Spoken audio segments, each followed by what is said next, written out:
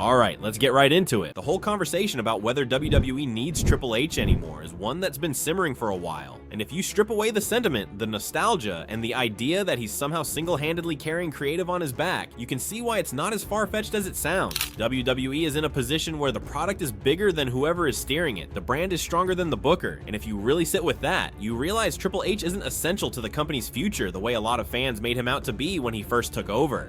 The whole thing started with this honeymoon period when Vince stepped back and people thought this was the dawn of a new era. Everyone pointed to NXT Black and Gold as proof that Hunter knew how to make wrestling feel important again. He had the indie darlings, the long-term story arcs, the work rate matches that fans of that style loved. When he took over the main roster, the excitement was through the roof. People thought WWE was about to return to that same magic, but that didn't happen. Instead, what we got was a mix of small changes here and there that felt fresh at first, but over time faded into the same kind of stop-and-start booking that has plagued WWE for decades. That's the first sign that WWE doesn't need Triple H, because the product didn't radically change with him in charge. It just tweaked around the edges while remaining fundamentally the same. Another angle is the roster decisions. Triple H was praised for bringing back released talent. The idea was that people who Vince discarded would thrive under Hunter because he supposedly understood their value. But reality hasn't matched the hype. Karrion Kross was brought back and hasn't done anything worth talking about. Johnny Gargano, once beloved in NXT, feels like an afterthought on the main roster. Candice LeRae,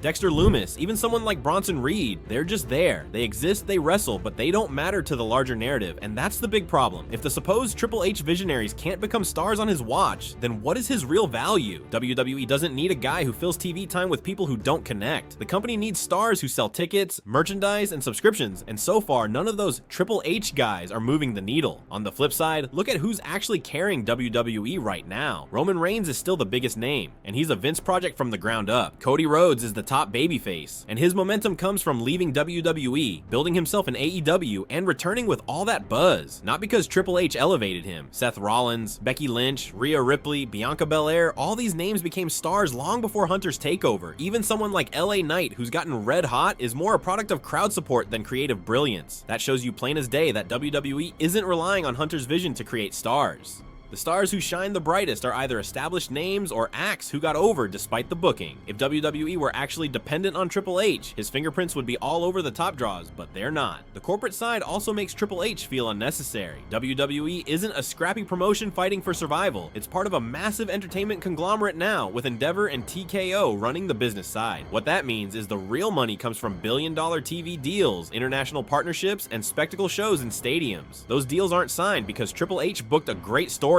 They're signed because WWE is a global brand that networks and governments know will deliver ratings and tourism dollars. That's why Saudi Arabia shells out hundreds of millions. None of that hinges on whether Triple H is the creative lead. It hinges on the WWE logo being as recognizable as Coca-Cola. So in that sense, Triple H is not a need. He's just a part of the machinery. The creative product under him doesn't justify the idea that he's irreplaceable either. Fans were expecting layered storytelling and consistent payoffs. What we've gotten instead are stretches of television that feel padded, with rivalries that either drag too long or burn out too quickly. For every Bloodline segment that hits, there are weeks of filler where nothing happens. The Judgment Day storyline has moments of brilliance, but also feels repetitive and predictable at times. The midcard is still poorly treated, with champions who don't feel like priorities and secondary belts that only matter depending on the week. That's no different from how Vince ran things. If the supposed fresh creative direction looks the same as the old one, what's the argument for needing Triple H specifically?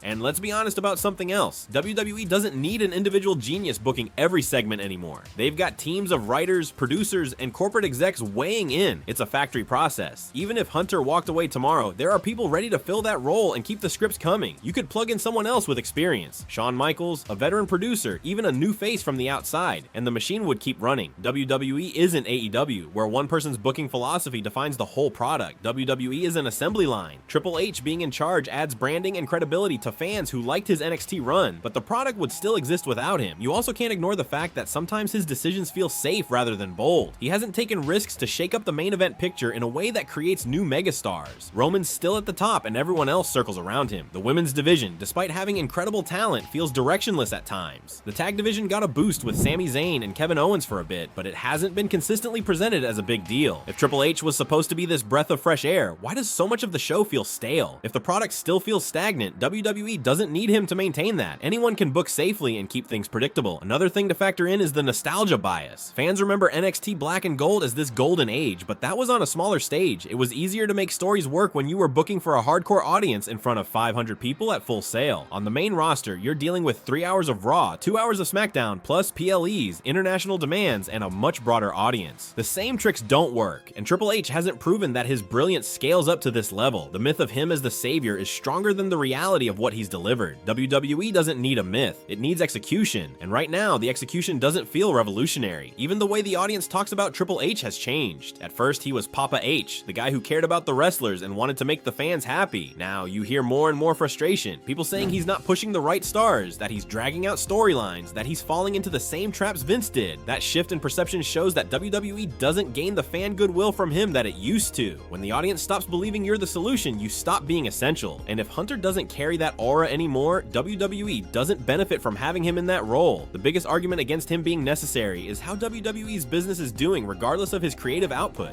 Record revenues, sold out stadiums, massive media coverage, none of that depends on whether the booking is good. That's the reality. The brand is bulletproof. Fans may complain online about storytelling, but they still watch, they still buy tickets, and they still pay for merch. That means the company doesn't need Hunter to create compelling television to stay profitable. They just need the machine to keep running, and it will with or without him. Think about the long-term future. WWE is grooming stars like Braun Breaker, Gunther, Carmelo Hayes, and Tiffany Stratton. Those people will either succeed because of their own talent and charisma, or because the machine backs them, not because Triple H sprinkled magic dust on their careers. Stars make themselves by connecting with the audience, not by being a pet project of whoever's in charge. That's why Austin Theory hasn't worked despite the constant push. That's why Damian Priest resonates more naturally without being forced. If Hunter can't manufacture stars any better than Vince did, then what's the unique value he brings? The system will either elevate these people or it won't. WWE doesn't need Hunter for that. The truth is, WWE is built to outlast everyone. It survived Hogan leaving, Austin leaving, Rock leaving, Cena going part-time, and Vince finally stepping back. It'll survive Hunter too. No one person is bigger than the brand. The machine is too strong, and the audience is too conditioned to keep consuming no matter what. That's why saying WWE doesn't need Triple H isn't disrespectful. It's just factual. The company has been set up to run with or without him, and the current evidence shows his presence isn't making or breaking the product. What makes this even clearer is how little the week-to-week product reflects anything resembling an evolution of wrestling. For all the talk about how things would feel more grounded, more focused on in-ring storytelling, and less reliant on corny scripts, that hasn't really been delivered. Promos are still overwritten, rivalries often drag beyond their natural peak, and mid-card titles still bounce between relevance and irrelevance. If Triple H was supposed to usher in a new age of realism and intensity, why does so much of the show still feel manufactured? WWE's writer's room is so bloated that no single vision shines through. That's why his presence doesn't feel like a defining influence. The company would look nearly identical if he wasn't there. Another glaring piece of this is the way Hunter hasn't solved the problem of pacing. Raw still drags for 3 hours every week, and despite supposedly having more wrestling-heavy shows, fans still complain about how bloated the episodes feel. If he can't fix something as simple but crucial as making the weekly TV digestible, then what's the purpose of him being in charge? You don't need Triple H to produce a show that feels stretched thin. Any random showrunner could churn out 3 hours of content that feels repetitive and padded. WWE doesn't need him specifically for that, and if we talk about surprises or genuine unpredictability, the product under Triple H feels strangely conservative. Outside of rare moments, there aren't shocking swerves or bold creative risks. WWE plays everything safe because the business model doesn't require shock value anymore. The company knows fans will tune in for WrestleMania, for SummerSlam, for the Saudi shows, regardless of how exciting or dull the weekly product is. That leaves little incentive to shake things up in ways that would risk alienating casual viewers. And since Hunter hasn't shown the guts to gamble big in his tenure, his role ends up being a caretaker more than a trailblazer. You don't need him to maintain the status quo. Another issue is that the supposed Triple H guys just haven't delivered in terms of elevating WWE's profile. They're competent, they can wrestle, but they're not box office draws. People don't buy premium tickets or tune into massive events to see Karrion Kross or Johnny Gargano. They're mid-card talents at best, and that's fine, but that doesn't justify the hype that Hunter supposedly sees the talent Vince didn't. If those picks aren't translating into ticket sales or mainstream buzz, then what exactly is his unique contribution? WWE doesn't need him for filler talent. They already had plenty of that. At the end of the day, if you look at what he's delivered versus what fans expected, the gap is obvious. He was supposed to change everything, but not much has changed at all. WWE is thriving for reasons beyond his control. The stars who carry the load aren't his creations. The storylines that work are more exceptions than the rule. The problems people hated under Vince still exist. The business side is bulletproof with or without him. And if you take all that into account, it's hard to argue that WWE truly needs Triple H anymore.